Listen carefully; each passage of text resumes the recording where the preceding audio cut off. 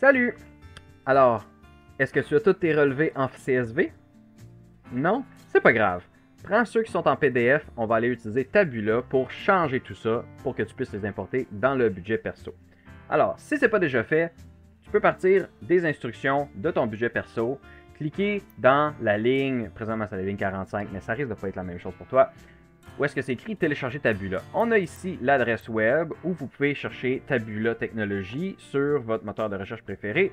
Ou, évidemment, je vous simplifie la vie au maximum. Alors, vous pouvez, encore une fois, cliquer dans la cellule, contrôle, flèche à droite, jusqu'à ce que vous arriviez sur le lien, ce qui est le dernier à droite. Et vous allez voir que ce lien-ci est différent. Il y a le lien Tabula, exactement le même que je vous ai suggéré d'aller. Alors, si on clique ensuite sur ce qui apparaît, ça nous amène à la page web où on peut télécharger Tabula en Windows, Mac ou GitHub. Moi, je suis avec Windows, donc je clique sur Windows. Ça va venir télécharger ici la 7e fois que je télécharge en très peu de temps. Et vous allez simplement devoir ouvrir l'emplacement du fichier. Ici, on va cliquer dessus. On va cliquer sur Extraire tout. Ça va vous ouvrir une petite fenêtre. Une petite fenêtre comme ça.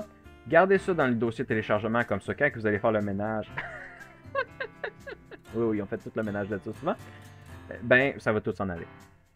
Alors, extraire, on attend que ce soit extrait, on ouvre le fichier qui vient d'apparaître et on vient chercher le Tabula qui a le petit signe vert. Et si vous n'êtes pas sûr, quand vous déplacez vers la droite, c'est celui qui est écrit Application. Vous avez simplement besoin de double-cliquer sur cette ligne-là n'importe où. Et ça va ouvrir un invite de commande que je vais vous mettre ici. C'est un invite de commande que vous n'avez rien besoin de faire. Fait que là, vous attendez, faites-vous-en pas, votre ordinateur n'est pas en train de se faire hacker du tout. Puis ça va vous apporter ici.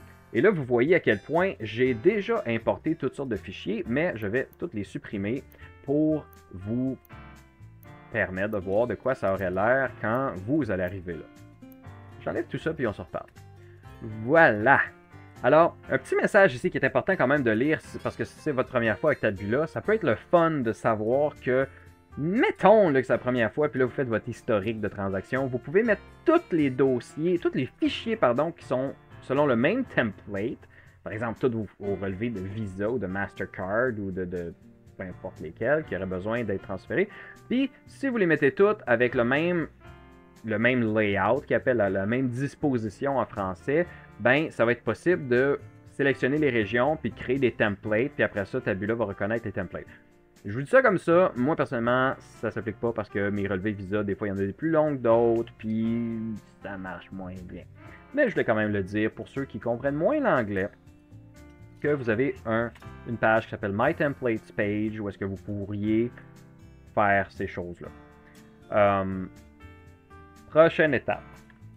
Là, on s'entend, vos PDF sont dans votre fichier téléchargement, dans votre dossier téléchargement, pardon, ou quelque part sur votre ordinateur. Vous les avez tous téléchargés, ceux que vous avez besoin, soit pour le mois que vous voulez faire, pour voir votre budget où est-ce qu'il est rendu, ou les 12 mois précédents pour voir votre historique de consommation dans la dernière année pour faire votre budget à partir de votre historique. Alors, vous allez cliquer sur Browse. Ça va vous ouvrir quelque part. Si vous n'êtes pas à la bonne place, vous allez chercher votre dossier. Dans mon cas, c'était téléchargement des relevés parce que je m'étais un peu préparé d'avance. Puis ici, vous allez voir les fichiers que vous devriez télécharger. Et là, j'espère que vous avez regardé mon vidéo d'avant, parce que si vous avez bien suivi les étapes et que vous avez bien renommé vos choses, vous allez avoir comme ça les noms des fichiers avec les dates qui sont bien ordonnées. Dans ce cas-ci, ils ne sont pas ordonnés par ordre chronologique, tout simplement parce qu'ils sont dans un fichier téléchargement, puis que j'ai les dates qui sont aujourd'hui puis hier. Mais si je les avais alignés par date, tout serait tigidou. Alors, je vais sélectionner ça. Tout simplement, toutes les sélectionner. Je sélectionne le premier, j'appuie sur Shift, je prends mon dernier, puis je viens cliquer sur Ouvrir. Et là, ici, ça va me dire 4 files selected. C'est parfait, j'en ai compté 4 moi aussi. Et on clique ici sur Import. Et là, ça va venir importer les éléments ici. Et là, ce que je vous suggère, grâce à la technique d'avoir les dates dessus, c'est moins compliqué, je vous suggère de les suivre dans l'ordre. Donc là, on va faire le 01 en premier, on va faire Extract Data. On va sélectionner. Donc, je ne fais pas toutes les explications de « Wow, c'est quoi Tabula » puis comment on peut faire. Mais ici, je vous ai parlé des templates. Si vous en aviez, vous viendrez les chercher là. Si vous voulez vous essayer à auto-détecter les tableaux. Vous pourriez cliquer ici, mais je ne le fais pas parce que, comme vous pouvez voir, ça sélectionne pas mal de tableaux que je ne veux pas. Alors, je veux juste avoir ceux qui ont des opérations au compte, les autres, je m'en fous. Alors, si vous voulez revenir en arrière puis enlever ça, vous allez cliquer ici sur Clear All Selections. Et ça nous ramène à la case départ. Vous voyez que mon curseur, il y a une petite croix dessus. Bien, ça, c'est pour créer des zones de sélection. Alors, je vais venir ici, cliquer, sélectionner la zone. Et là, pour la sélection de la zone, c'est peut-être pas évident sur... on va recommencer. C'est peut-être pas évident sur la caméra où est-ce que vous avez, ce que vous voyez, mais c'est important de prendre le tableau qui contient les transactions avec leur titre de colonne. Rien de plus, rien de moins. OK? Vous allez comprendre pourquoi tantôt. Ça va être plus compliqué si on en a plus. Et là, je vais descendre parce que j'ai l'expérience. Pour vous assurer que, surtout si vous avez des cartes de crédit ou si ce n'est pas des choses qui sont dans une belle liste comme un beau relevé normal, ben, il faut aller chercher, voir, y a-t-il d'autres opérations qui seraient sur les autres pages. Ça va être important. Dans ce cas-ci, c'est mon paiement. Donc, mes paiements sont dans une autre boîte séparée. Alors, je fais la même chose, je sélectionne toute la boîte. Et une petite idée pour savoir si c'est une transaction, vous devriez avoir une date, un montant et une description. Toutes les transactions sur toutes les relevés vont avoir au moins ces trois choses-là. Puis, nous aussi, dans notre budget, ben, devinez quoi? On a besoin de ces trois choses-là, sinon ça ne fonctionne pas. Une fois qu'on a sélectionné toutes nos zones, on va venir ici sur Preview and Export Extracted Data. Fait que là, ça va nous amener dans la prochaine fenêtre où est-ce qu'on va prévisualiser ce qu'on va voir quand on va transférer ce document-là dans un Excel ou un Google Sheet. Alors, on voit déjà qu'on a un petit problème. Je vais avoir 1, 2, 3, 4, 5, 6 colonnes pour le premier, puis 1, 2, 3, 4, 5 colonnes pour le deuxième. C'est pas un gros problème. Il va juste falloir qu'on y pense puis qu'on fasse du copier-coller quand on va l'avoir importé dans notre feuille import. Mais hey! C'est toujours plus rapide que tout écrire à la main, n'est-ce pas? Hein? Ouais. Alors, si jamais il y a des problèmes, vous pouvez cliquer ici sur Revise Selection pour changer. Vous pouvez aussi essayer différentes façons. Donc, on a Stream puis Lattice. Stream, c'est qu'il va chercher pour les espaces blancs dans les tableaux. Puis Lattice, c'est qu'il va chercher pour des lignes, donc des boundaries. Fait que si c'est un document qui est clair puis que les boundaries sont claires, ça marche. En gros, là, essayez un, essayez l'autre pour voir c'est quoi la différence. Ça marche pas du tout. Parce que regardez, j'ai toutes mes dates qui sont dans un moton. C'est vraiment pas ça que ça nous prend. Donc, dans mon cas, c'est Stream. Peut-être que pour vous, ce sera Lattice.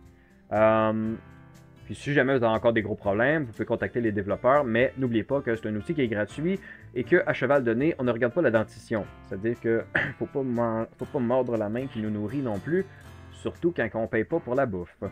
Alors voilà, on appuie ensuite sur Export en haut ici, et avant on s'assure que c'est bien un CSV, on appuie sur Export.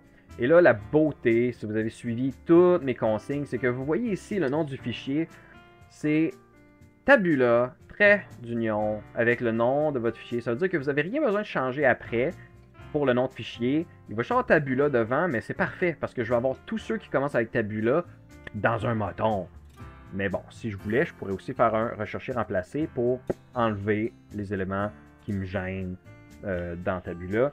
On va aller voir qu'est-ce qu'on peut faire quand on aura tout téléchargé. Donc, on va prendre une pause. Je vais aller chercher mes autres 3 relevés que je vais aller chercher sans vous faire attendre. Puis, on va poursuivre pour les prochaines étapes. En fait, un petit truc que j'ai oublié que j'aurais pu vous montrer, c'est que pour revenir à vos fichiers, vous allez simplement cliquer en haut ici sur My Files et ça va vous ramener à la page d'origine où on était arrivé. Aussi, un autre détail très important que j'ai oublié de mentionner, c'est que l'invite de commande qui a apparu, puis après ça qui nous a apporté sur la page, c'est important de ne pas la fermer en appuyant sur le X tant qu'on n'a pas terminé avec Tabula. Je ne sais pas pourquoi, ça crée un lien entre cet ordinateur-là et le HTML du Tabula. Alors, on fait juste garder ça en réduction, ouvert. Ça nous permet d'utiliser Tabula. En fait, maintenant, c'est très simple, le reste vous le savez, donc on peut se quitter là-dessus. Vous téléchargez tout.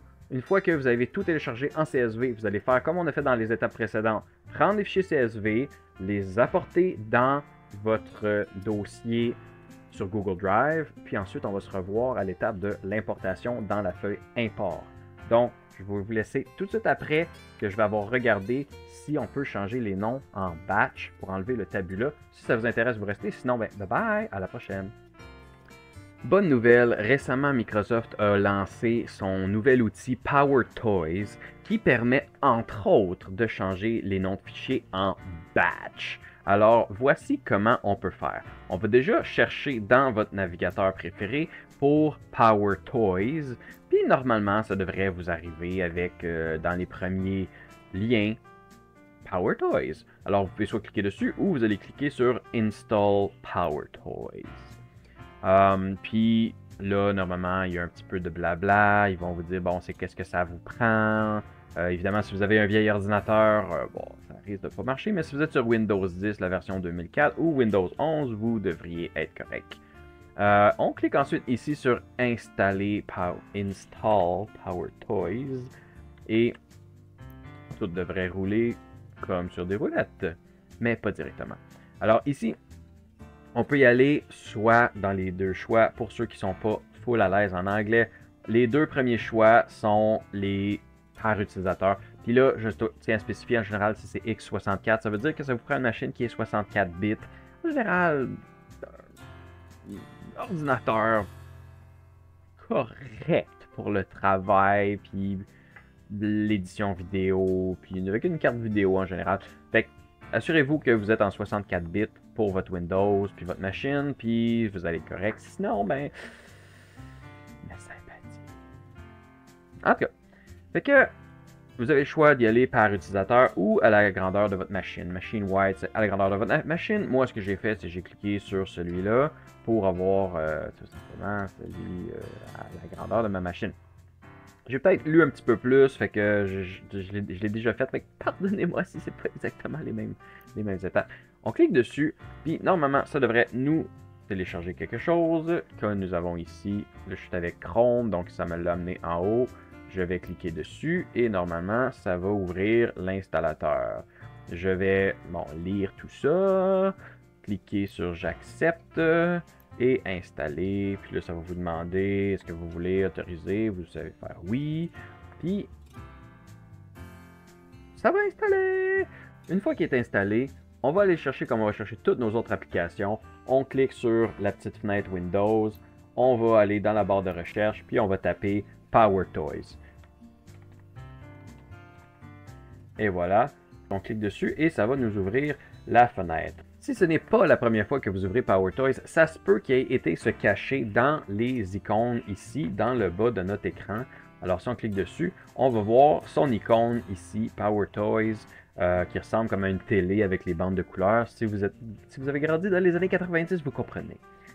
On clique dessus et ça va nous apporter dans un petit guide, dans un petit menu, comme on peut voir ici, juste proche de ma face. On va tasser la face. Ce qui nous manque ici, c'est évidemment ce qu'on a besoin pour changer les noms. Alors, ce que je dois faire, c'est tout simplement, je peux cliquer ici sur la petite roue d'engrenage. L'engrenage va venir ouvrir tout le grand panneau avec toutes les options, toutes les jouets de PowerToys. Et non, ce n'est pas un truc sexuel. Alors, on veut ici Power Rename. On s'assure qu'il est activé.